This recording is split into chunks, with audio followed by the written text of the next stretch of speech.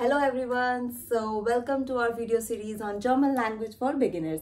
So last lesson में हम लोगों ने सीखा था कि हम किसी का नाम कैसे पूछ सकते हैं जर्मन लैंग्वेज में in both ways, formal way and informal way.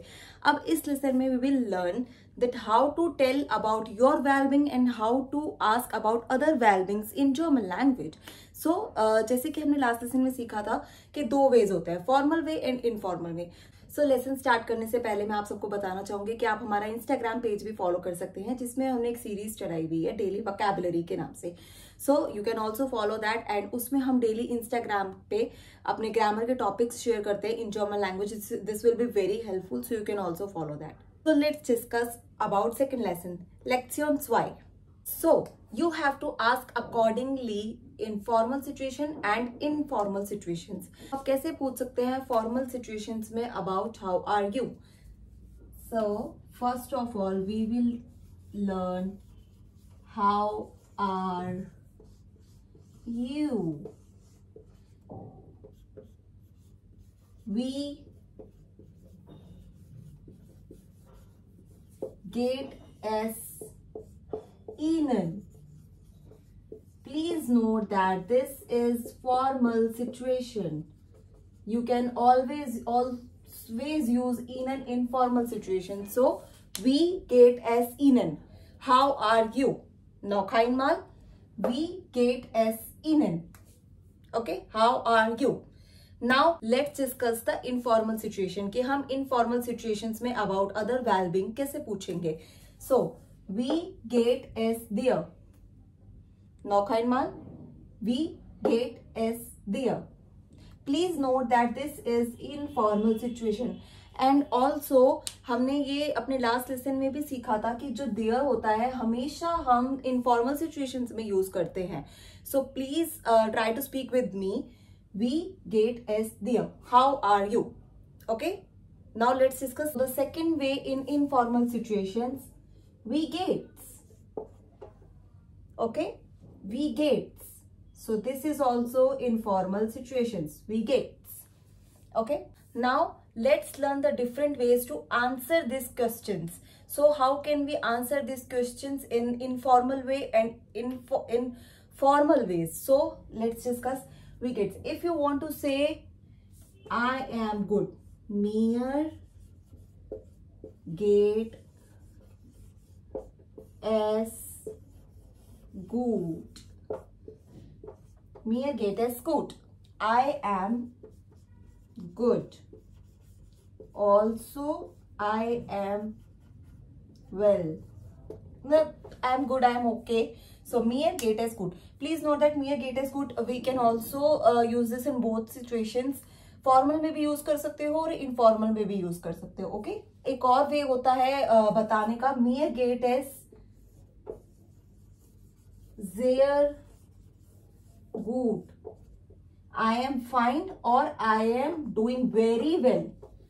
Okay. मैं लिख देती मैं कैप्शन नीचे कैप्शंस में लिख दूंगी. mir geht es gut oder mir geht es sehr gut. I am fine oder I am doing very well.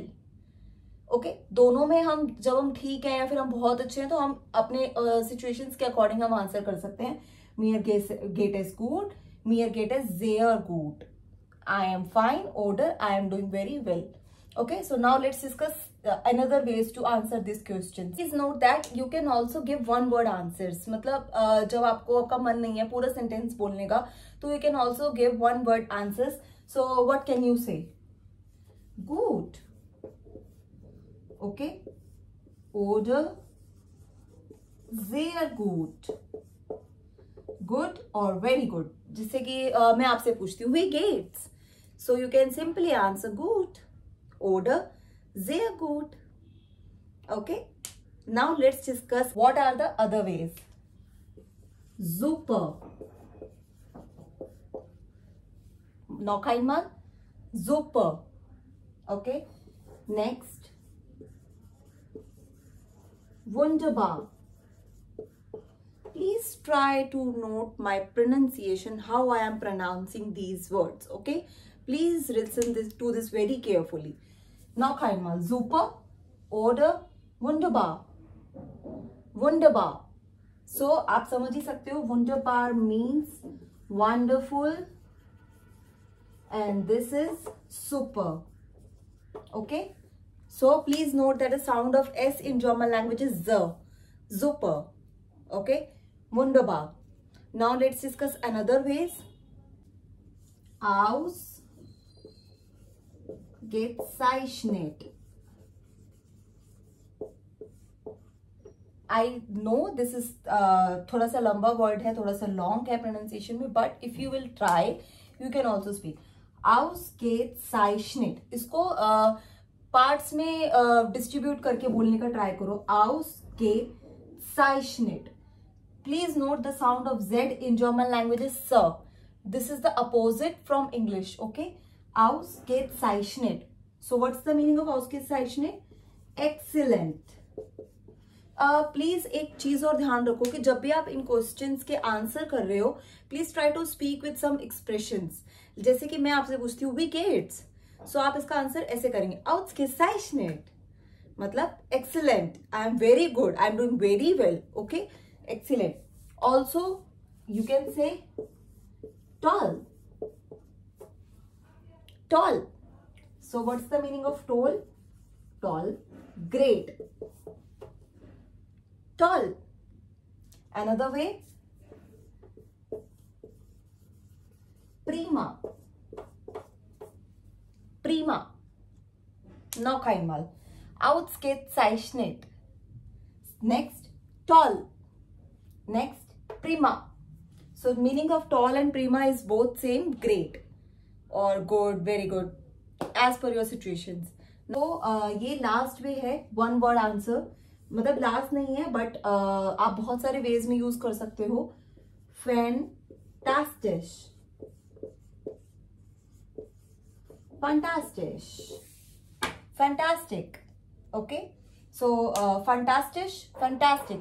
Please note that कि जब भी आप किसी से फॉर्मल वे में बात कर रहे हैं तो please try to speak in one sentence.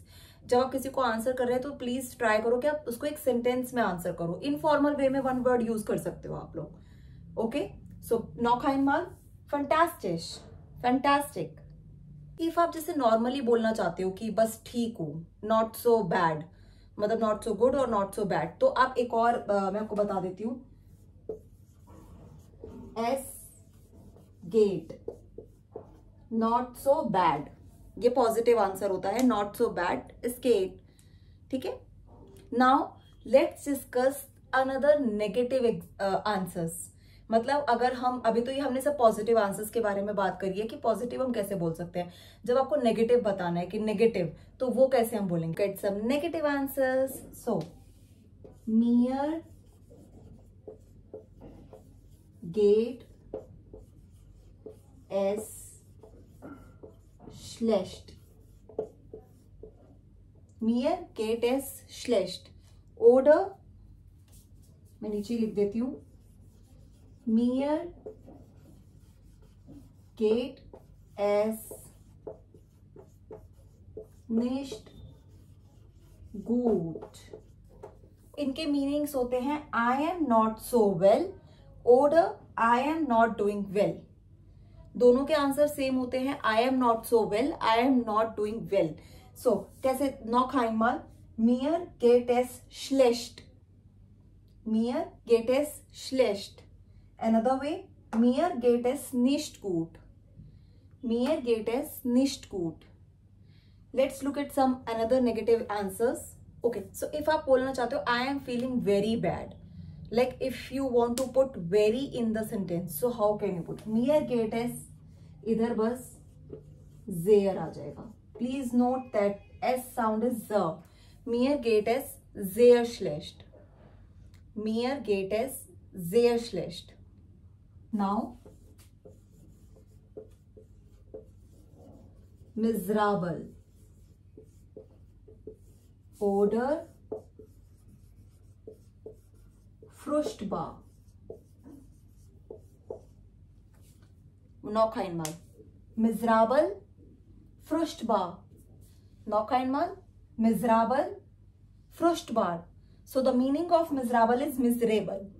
And the fruchtbar meaning is awful. Okay, so these are the one word negative answers: miserable, odor, fruchtbar. Okay, now अब आप कैसे, जैसे कि आपकी तबीयत ठीक नहीं है तो आप उसको कैसे डिस्क्राइब कर सकते हो? Ich bin müde oder ich bin